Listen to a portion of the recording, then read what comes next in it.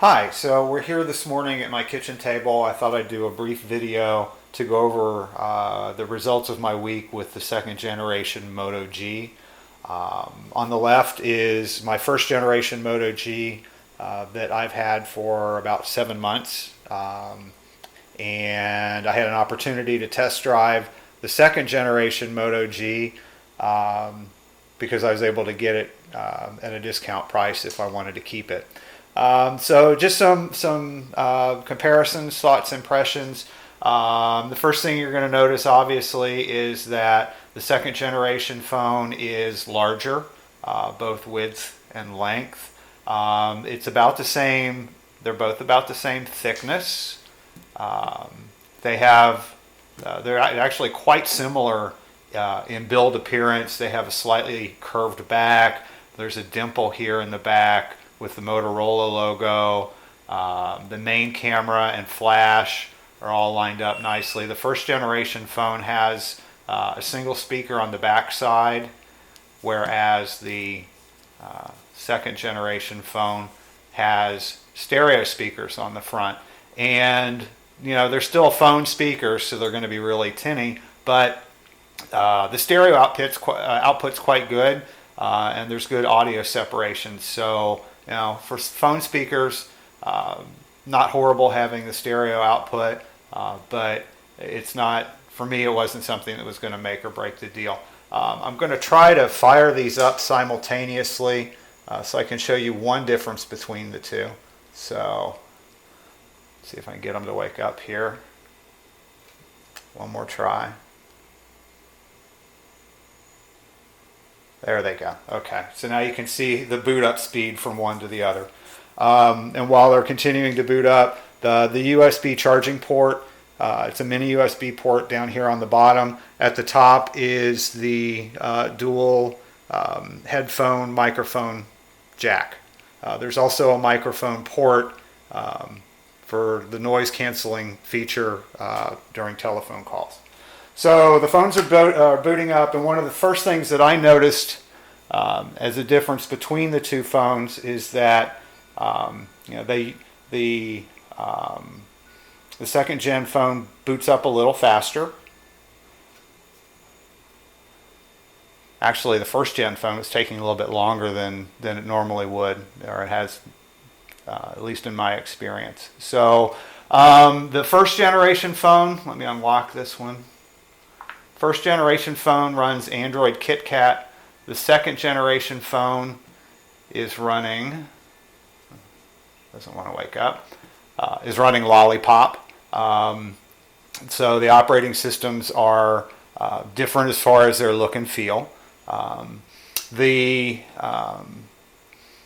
phones themselves, as far as the guts that are inside, the chipsets are identical. All the hardware inside the phones is identical, with two exceptions.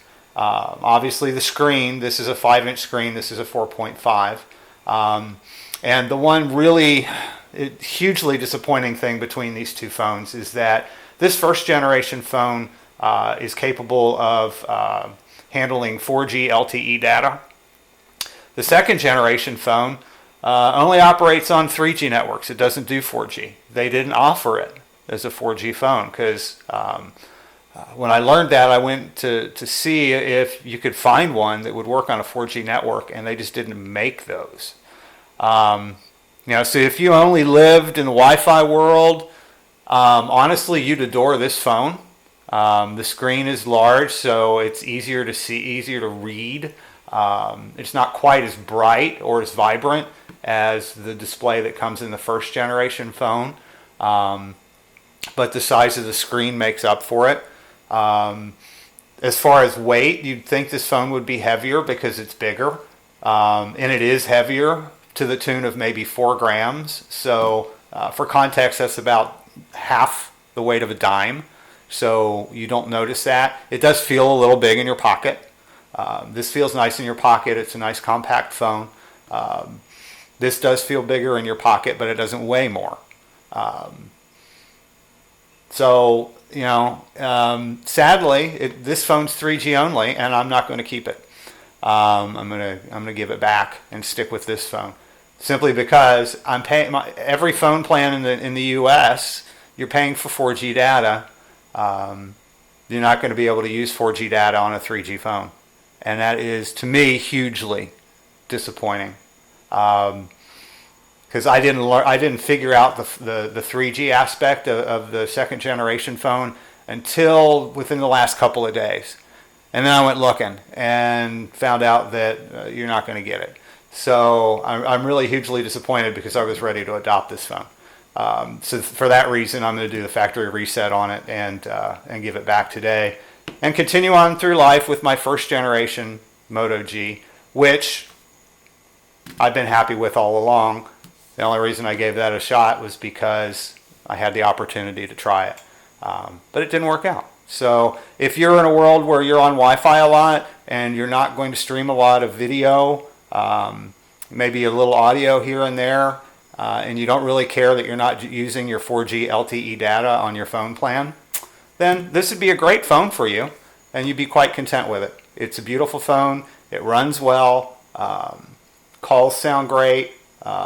The stereo output on the built-in speakers is okay for a phone, and it has good stereo separation.